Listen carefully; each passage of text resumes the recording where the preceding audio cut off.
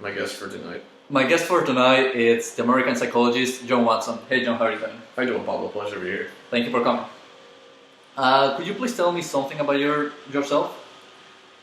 Well, Pablo, I was born January 9th, 1878, and I established the Psychological School of Behaviorism. And, little known fact, my middle name is Brodus. Yes, my parents hated me. That's interesting. Could you please go into more detail about your work? My behaviorist approach, through my behaviorist approach, I conducted research on animal behavior, child rearing, and advertising. I conducted the Little Albert experiment, which you might have heard of. It's quite known. Important. And I was also the editor. Controversial. Yeah, well, yes it was. I pulled Little Albert. Oh, what can you say? Glad to let you. It was worth it. It is. I was also the editor of the Psychological Review from 1910 to 1915. Very impressive. Could you talk some details about your childhood, please? Sure if you don't can. mind. No problem. My mother, Emma Watson, was a very religious woman who adhered to prohibitions against drinking, smoking, and dancing. So like everything. Yeah. She named me after a prominent Baptist minister in hopes that it would help me see the light. But, bringing me up, she subjected me to harsh religious training that later led me to develop a lifelong antipathy of the church, and any religion for that matter. So, I became an atheist. Okay, that's good to know. What happened next in your life? Well, my good-for-nothing alcoholic father left the family when I was 13. It's a tough time. It forced my mother to sell the farm and help us try to find a better life in Greenville, South Carolina.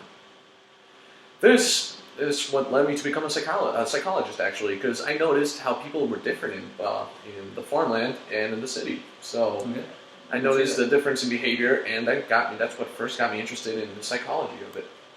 That's interesting. I also heard that you had actually problems with the law back in high school. Could you please talk something about that? Well, that was a long time ago, Pablo, but I will talk about it. I was arrested twice for getting in fights, defending my mother's honor, because as you can imagine, Emma Watson was quite the looker. And I got arrested another time for discharging my firearm. Oh, okay. Let's change into more professional aspect. Where did you go to college? Well, Pablo, I went to Furman University in Greenville, and that's in South Carolina. All those that don't know. Also, according with your classmates and some with the professors, you were considered to be a quiet kid, lazy, and in some cases insubordinate. What do you think about that? I think they were jealous. Because, in my humble opinion, I was quite the student, as I proved once I received my PhD in psychology from the University of Chicago in 1903, and later taught at Johns Hopkins, which you might have heard of that. That's also pretty good. But I remember in October of 1920, you were asked to leave the university's faculty. Could you tell us what happened? Why did they ask you to do that? Well, Pablo, I don't kiss and tell, but I'll say this. They couldn't handle a stud in the stables. Could you please elaborate? Okay, I will. She's my wife now, so I'm sure she won't mind. Let's just say a graduate assistant of mine and I were having an affair. And you were married at the time, right? Yes, I was. But I traded in that old car for a new one and got that divorce, and now I'm married to good old Rosaline Rayner. Right. I hope it works out. Thank you. Could you tell us more about your work? Well, in 1913, I published the article "Psychology as the Behaviorist